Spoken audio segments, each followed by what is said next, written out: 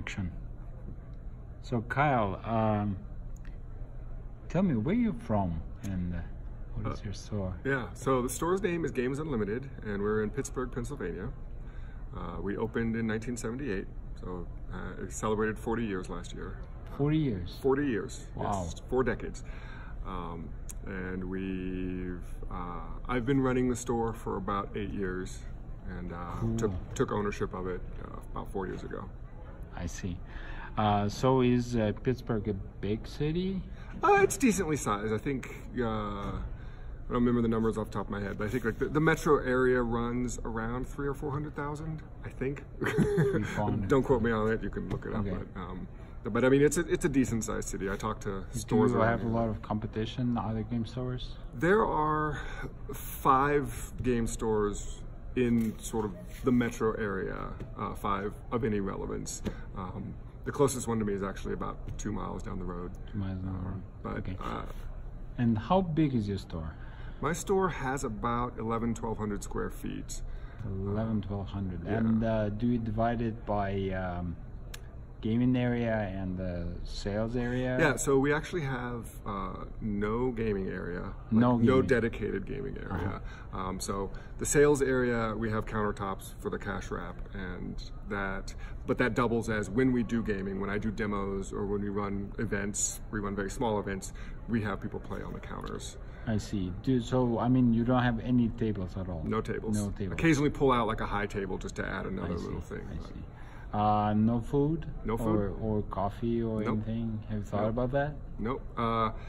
I've thought about it, but it's not worth just it. not quite my business model. Yeah. I see. So tell me, what is your like customer portrait, age, gender, you know, who shops for board games in Pittsburgh? Yeah, I think my average customer tends to be in their early 30s. I would say from 25 to maybe 40 is the average range. Pittsburgh's a bit of a college town, so we have a lot of younger people, a lot of well-educated people. So we get a lot of couples, young families. That's been a big part since I took over the store, is trying to grow new gamers by getting families into the store who want, like, oh, I want a game. Well, here I can, making the store approachable, so it's not all magic cards or hardcore games. We have a children's game section right up front, things like that. What is your breakdown percentage-wise? Like, how many core hobby geek, audience you have versus like families and children and mass market stuff? Yeah. Honestly, I'm spitballing here, but it's probably 50-50. 50-50. Well, let's look at it this way. Last time I looked at my breakdown of new customers versus returning customers, that's about 50-50. 50-50. And I would say the 50% of new customers are largely your families, your mass market. So, well, since your store has been in business for 40 years, it's like 2 generations now. Yeah, so, it's approximately, yeah. So gamers taught their kids grow up and come and to we the get store. that. We get that. A lot of people come in to show their kids where they used to buy stuff. I see. Do you have any kind of like loyalty programs in the store? Yep. So we price everything at MSRP. What we do to reward repeat customers is a loyalty program. I see. It's pretty simple, and mostly I do it because to sign up for it, you have to give me your email, and then I can send you my mailing list. What about social media and marketing? How do you do it? So we do 100% of our advertising is through social media. Almost all of that is Facebook, and it's basically Facebook, Instagram, Twitter. I don't do Instagram and Twitter. Okay. I've tried. I want to. I need to do more of that, but it's just more time consuming. Right. So it's really all Facebook right now. Okay. And that's mostly just your, boosting so people see it and trying to get more likes. Okay, I see. So is your business seasonal? Because in Russia we have the New Year, Christmas, and basically sales double or triple, something like that. You have the same... The exact same thing here. What I find, December is our busiest month.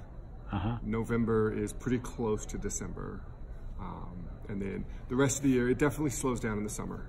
Right, so summer is your most quiet time. Yeah. I see. because combination of same weather's nice, people don't want to be inside playing games, but also because, as I mentioned, we're a college town. So well, in Russia, summer is a time when everyone wants to go on vacation. Yeah. Because everything else is like bad weather. Yep. So people just get out of the city and yeah. So it's very normal for us to see that summer slump, and holidays are huge. What is your average Christmas turnaround per month? Turnaround? Turnover. What do you mean by turnover? Turnover, like gross receipts. Just gross receipts. Typical month, not November, December, we hover around 20 to 25,000. 20 to 25,000. That's just pure revenue. And how about rent? Do you rent or do you own? We rent. I would like to own. I'm looking into it, but we have very cheap rent, so we pay about $1,500 a month. Okay. So it's very cheap per square foot. I see.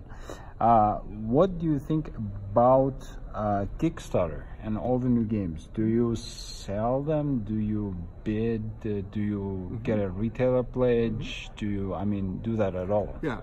So last year was a year when we experimented with doing Kickstarter stuff. So if they have a retailer pledge, if it's a game I like or I like the look of, I may back it to get it.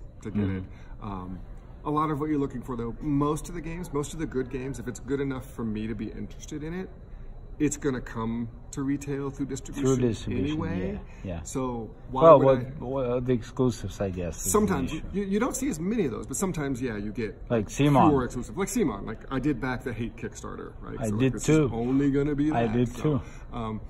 But a lot of times you can do that because even if it doesn't sell in your store, you can sell it on the secondary market for a ton of money. Right. But I don't do a ton of it because it's time consuming and frankly not that much worth much more than just waiting for retail. I see. When the right one comes along, I'm happy to back it. I see.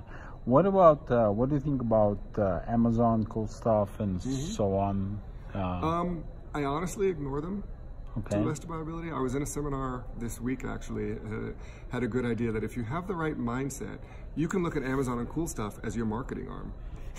They're letting people know about these games. Yeah. And especially of lately, with so many companies having a minimum advertised pricing, the prices on their games are not that much cheaper. So my customers will pay an extra $5 or $10 because they want to be in they the want store, it now, and they won't take my advice.